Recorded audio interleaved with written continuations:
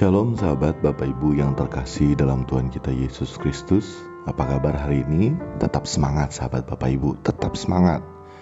Karena hari ini pasti akan bisa kita lewati bersama dengan Tuhan. Sahabat Bapak Ibu, New Chapter Message hari ini Sabtu 18 Juni 2022 berjudul Konsekuensi Memanggil Allah dengan Sebutan Bapa. Sahabat Bapak Ibu, ayat Alkitab yang menjadi perenungan hari ini yakni dalam Matius 6 ayat yang ke-9, demikian firman Tuhan. Karena itu berdoalah demikian, Bapa kami yang di sorga, dikuduskanlah namamu. Sahabat Bapak Ibu, saat kita berkomunikasi dengan Tuhan melalui sarana atau media doa, seperti yang telah disampaikan dalam New Chapter Message sebelumnya, bahwa kita harus menyadari bahwa Allah yang kita sembah dapat kita panggil dengan sebutan Bapa.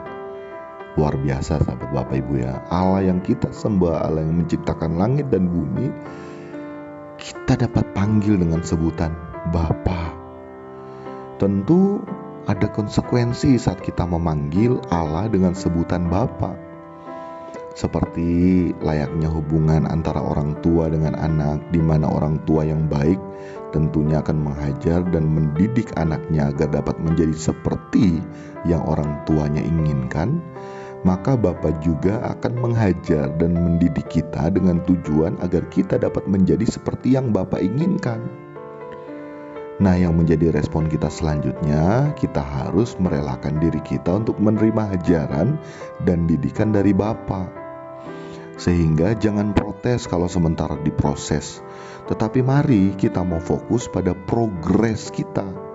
Apakah kita sudah menjadi seperti yang Bapa inginkan atas diri kita yang merupakan anak-anaknya, agar kita dapat berkeadaan sebagai anaknya.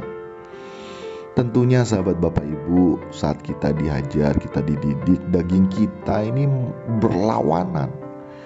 Daging kita menolak. Daging kita maunya yang enak-enak saja.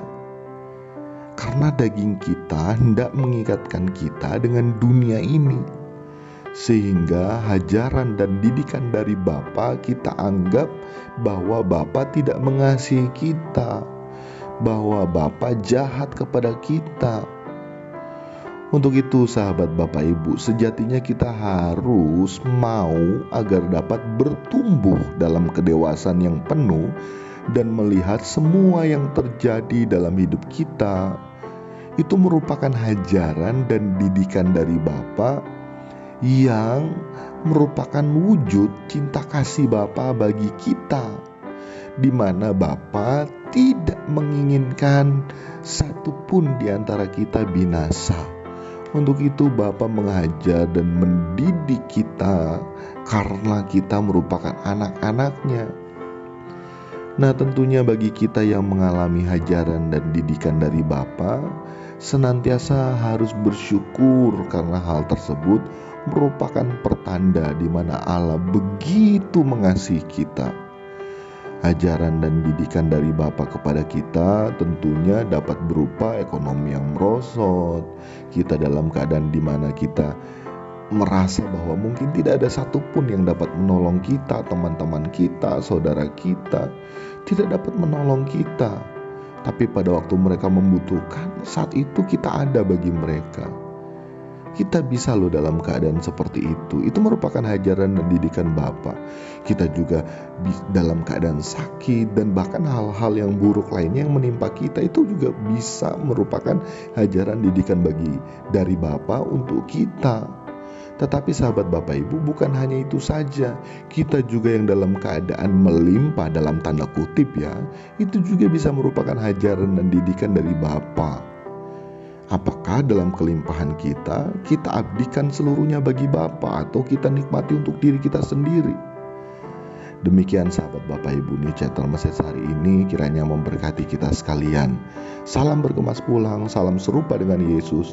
Tuhan Yesus memberkati.